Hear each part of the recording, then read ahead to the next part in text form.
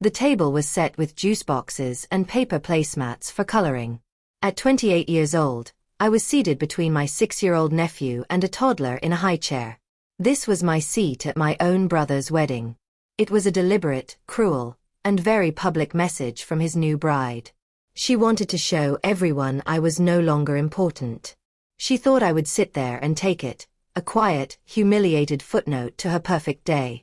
She had no idea that I was the keeper of my brother's biggest secret, and she had just handed me a microphone. This is the story of a woman who was sent to the kids' table and decided to give a very adult speech.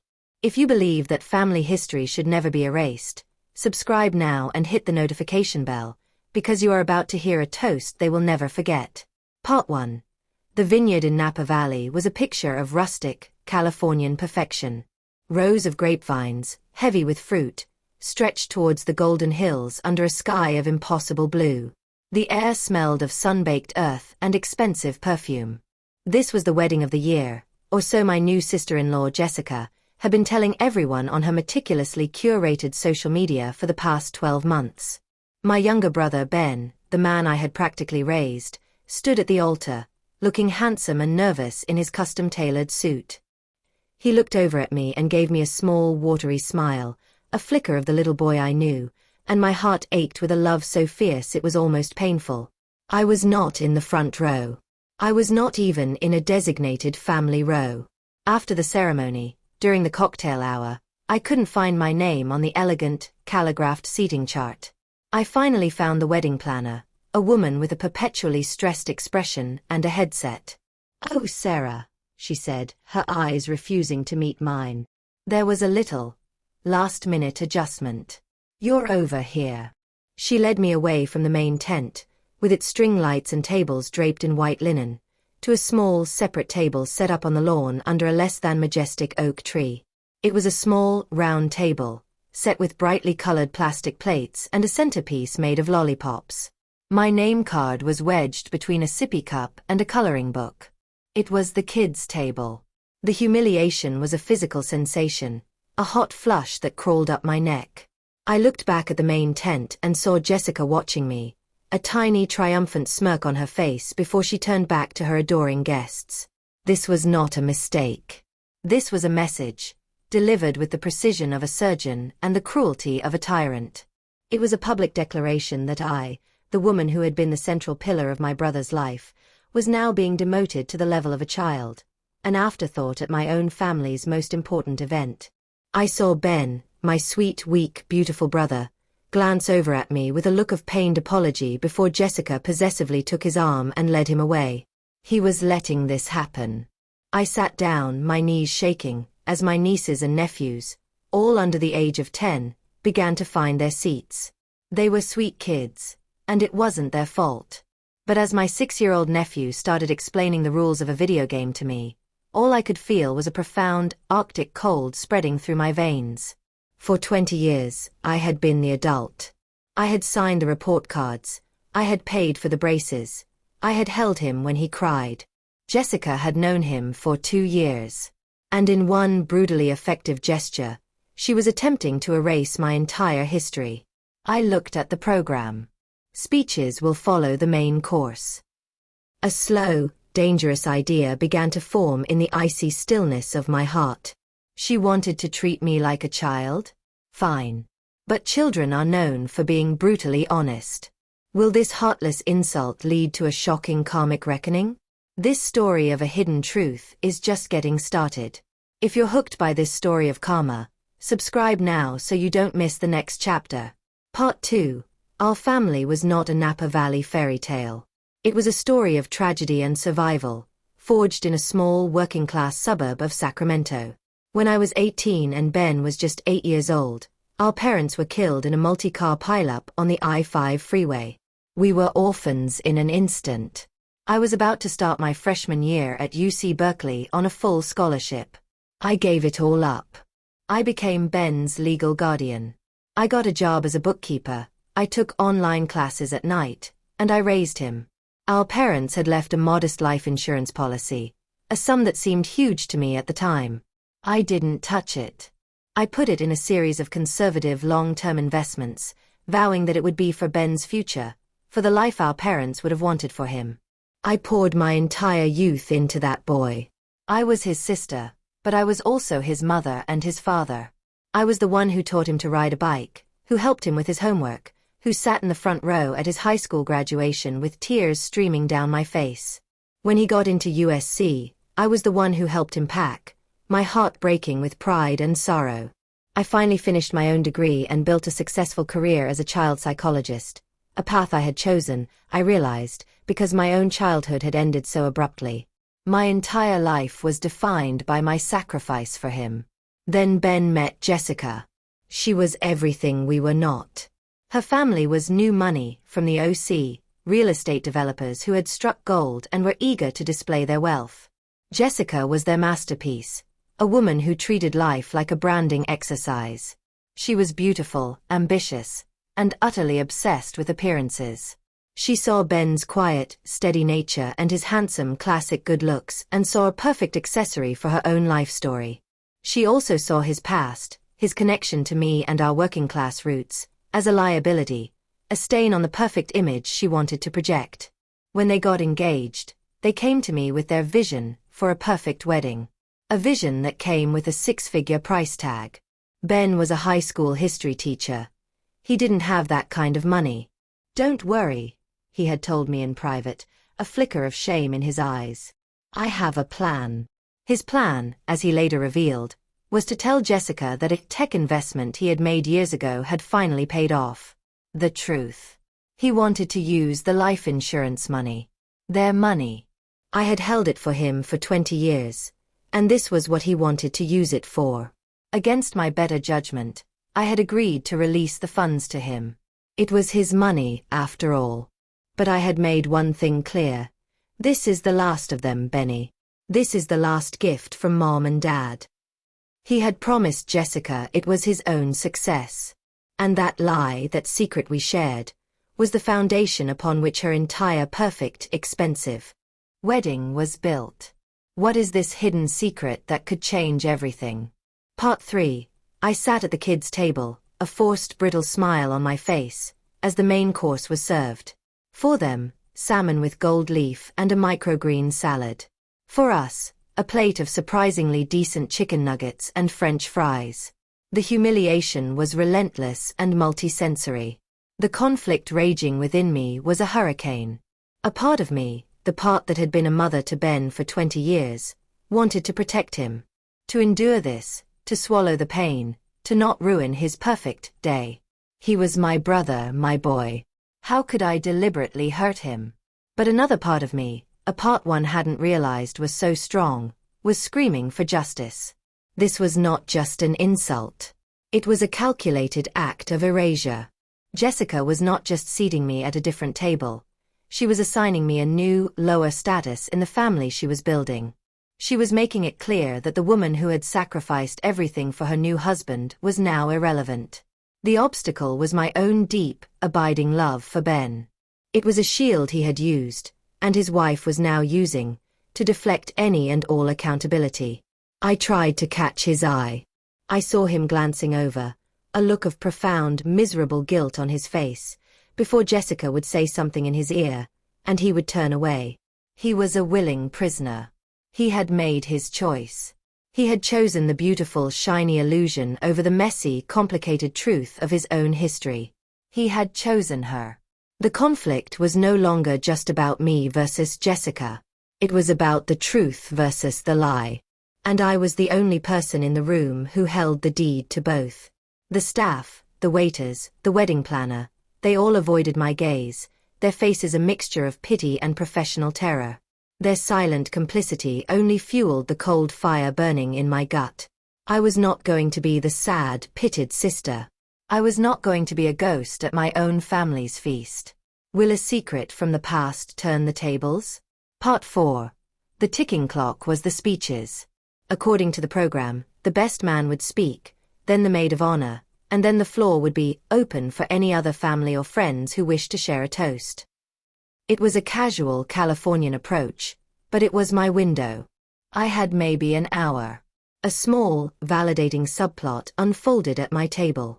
My 10-year-old niece, Ben's cousin's daughter, a bright and observant girl named Lily, leaned over to me. "Aunt Sarah," she whispered. "Why are you sitting here? You're a grown-up." Her innocent, logical question was more comforting than any adult's pity could ever be. "Sometimes grown-ups do silly things, sweetie," I told her. "But don't worry. I'm about to do a very grown-up thing." Her innocent validation was the final push I needed. This wasn't just for me. It was for the truth of our family, a truth these children deserved to know someday. The complexity of my decision was the potential for mutually assured destruction. To reveal Ben's lie would be to humiliate him on his wedding day. It would likely shatter his new marriage before it even began. It would certainly cause a permanent, irreparable rift between us. I was holding a grenade, and I had to decide if pulling the pin was worth the collateral damage. But as I watched Jessica laugh, a tinkling artificial sound, as she held up her glass for another pour of champagne that our dead parents had paid for, I realized the damage was already done. She had already pulled the pin. My silence would not be an act of love. It would be an act of complicity. It would be an agreement to her terms, an acceptance of my own erasure. But will the next event shock everyone? Part 5. The best man, Ben's college roommate, gave a funny rambling speech full of old fraternity stories. Then the maid of honor, Jessica's equally vapid younger sister, took the microphone. Her speech was the turning point.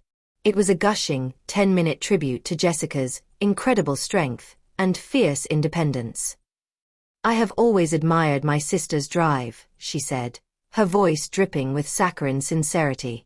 "She is a woman who builds her own world, who never settles for anything less than the best. And in Ben, she has found a man who is her equal. A man of taste, of ambition, a man whose own success has allowed them to create this absolute fairy tale, all on their own. All on their own." The lie was so audacious, so complete, that it sucked the air from my lungs. I looked at Ben. He was staring down at his plate, a flush of deep, shameful red creeping up his neck. He was letting her say it. He was a silent partner in the rewriting of his own history. Jessica, meanwhile, was beaming, nodding along as if she were accepting an Oscar. That was it. That was the moment my decision became irrevocable. This was not a simple act of omission. This was a deliberate, public construction of a false narrative. A narrative that was built on the foundation of my sacrifice and my parents' death. My hesitation, my fear of the fallout, my love for my brother. It all burned away in the fire of that one, perfect, all-encompassing lie. As the maid of honor finished to a round of enthusiastic applause, the DJ took the mic. "And now, we'd like to open the floor to anyone else who wants to share some love for our happy couple." I stood up. My legs were steady. I pushed in my tiny chair. And I began to walk from the kids' table on the lawn towards the main tent, towards the microphone. The journey of 100 feet felt like a mile. Every eye in the room turned to me. The strange woman from the children's section. I saw the look of pure, cold panic flash in Jessica's eyes. I saw the pleading, terrified look on my brother's face. They knew. And they knew it was too late to stop me. How will this shocking secret change their lives forever? This incredible twist has you hooked? Subscribe now for more stories of delicious karma. Part 6. I took the microphone from the DJ's hand. I smiled, a warm, genuine smile that was completely at odds with the Arctic fury in my heart.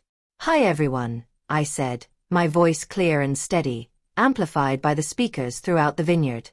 "For those of you who don't know me, I'm Sarah. I'm Ben's older sister." The immediate consequence was that I now had the full, undivided attention of every single guest. The power was mine. The narrative was mine. I could see Ben and Jessica at the head table, frozen in a silent, tense tableau. She was whispering furiously in his ear. He was just staring at me, his face pale. My reaction was not to attack, but to build. To build a story. "I'm not a big fan of public speaking," I continued, my voice friendly and self-deprecating. "But I couldn't let this day pass without saying something. Because this day is a miracle. And I know a thing or two about miracles." I let my eyes drift over the expensive floral arrangements, the custom monogrammed napkins, the 5-tier cake. This beautiful wedding, this perfect fairy tale, is a testament to what is possible when you have vision, and drive, and a little bit of seed money. I saw Jessica relax, just for a second. She thought I was going to praise them. She thought I was going to play my part. She was wrong. Will they overcome this new challenge? Part 7. I have known Ben his entire life, I said, my voice shifting, taking on a new, more serious tone. In fact, for a big part of it, I was the only family he had. I told them a short, poignant story about our childhood, about a time Ben was sick and I had stayed up all night with him, reading him stories. It was a story of love, of sacrifice, of a bond forged in tragedy. The room was silent, captivated. I was not the crazy aunt making a scene. I was the loving sister, sharing a heartfelt memory. My growth was in the telling of this story. For years, I had held my sacrifice like a secret, a private burden. Now, I was laying it out, not as a complaint, but as a fact, as the foundation. I was overcoming my own habit of silence. When you've been through what we've been through, I said, looking directly at my brother, you learn what's important. You learn the value of family. And you learn the value of a legacy. My transformation was happening in real time, at that microphone. I was no longer the humiliated victim at the kids' table. I was the matriarch of our family, the keeper of our history. And our parents, I said, my voice thick with real emotion now. They wanted to leave a legacy for Ben. They didn't have much, but they had a life insurance policy. A legacy of love, that they hoped would give their son a foundation for his own future.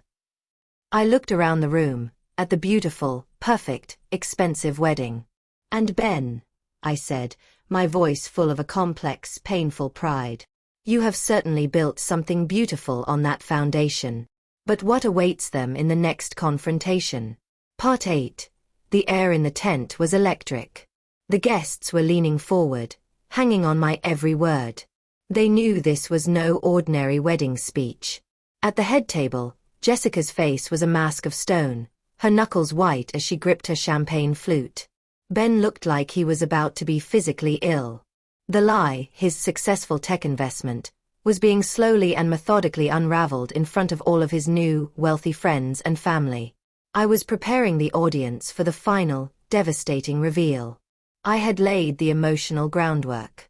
I had established my credibility, my love for my brother, and the source of his success. Now, all I had to do was connect the final dot. The tension was not in a threat. It was in the quiet, inexorable march of the truth. I was not just giving a speech. I was conducting a surgical strike on the heart of their beautiful, perfect lie. The final confrontation will reveal everything, won't it? Part 9. I raised my glass. When Ben came to me and told me he wanted to use that money, the very last of our parents' legacy, to fund this wedding, to give you Jessica, the fairy tale you'd always dreamed of. I was hesitant at first, I confessed, my voice soft and conspiratorial.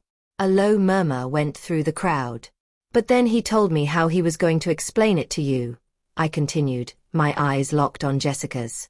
He was going to tell you it was from his own success, from his own brilliance. And I realized that was the greatest gift he could give you. Not the money, but the story. The illusion of a man who could build a world like this all on his own. The climax was here. The final, perfect, poetic twist of the knife. So I would like to propose a toast, I said, my voice ringing with a clear, triumphant finality. Not just to the happy couple, but to the silent partners who made this all possible. The people who really paid for this entire, beautiful day. Please raise your glasses with me. To my mother and father, Barbara and David Miller. I drank my champagne. The silence that followed was the loudest sound I had ever heard. It was a silence of pure, stunned, horrified comprehension. Every guest in that room now knew. They knew the groom was a liar. They knew the bride's perfect fairy tale was a fraud, paid for by the ghosts of the very family she had tried to erase. The vengeance was complete. I had not screamed. I had not cried. I had simply told the truth. And the truth had been more devastating than any bomb I could have thrown. But how will this change their future? Part 10. I did not stay for the fallout. I placed the microphone carefully back on its stand. I walked over to the gift table and placed the keys to the vintage convertible I had bought them as a wedding gift on top of a pile of expensive kitchen appliances. A final, silent statement. And then I walked out of the tent, out of the vineyard, and into the cool, dark, beautiful Napa night. I heard later, through a cousin, that the reception had ended almost immediately. The guests, deeply uncomfortable, had made their excuses and fled. The bride and groom had the fight of their lives. Their marriage, less than 6 hours old, had begun on a foundation of total public humiliation. The long-term consequences were exactly what I had expected. Their marriage survived, but it was a hollow thing, a business arrangement held together by a shared massive mortgage on a life they couldn't afford. They were ostracized from Jessica's social circle, who could not abide the stench of a scandal. The emotional resolution for me was a profound, quiet peace. I had not just reclaimed my own dignity, I had honored my parents' memory. I had held my brother accountable. I had spoken the truth. And the truth, as it turned out, had set me free. A year later, on a quiet Tuesday, my phone rang. It was Ben. He sounded older, tired. He was in therapy. Jessica was too. "I'm sorry, Sarah," he said, his voice cracking. "For everything. I was a coward. It was not a fix. It was not a reunion. But it was a start. It was the first honest conversation we had had in years. The vengeance was over. The long, difficult process of rebuilding had just begun. Do you think karma ends here? Family dynamics can be incredibly complex. This story is a powerful, painful look at what happens when respect is lost and boundaries are crossed. It's a reminder that a person's history is not a footnote to be erased, but the very foundation of who they are. Where is the line between keeping the peace and demanding respect? Share your thoughts on this difficult balance in the comments below. If this story of a truth that could not be silenced resonated with you, please like and subscribe for more emotional tales of justice.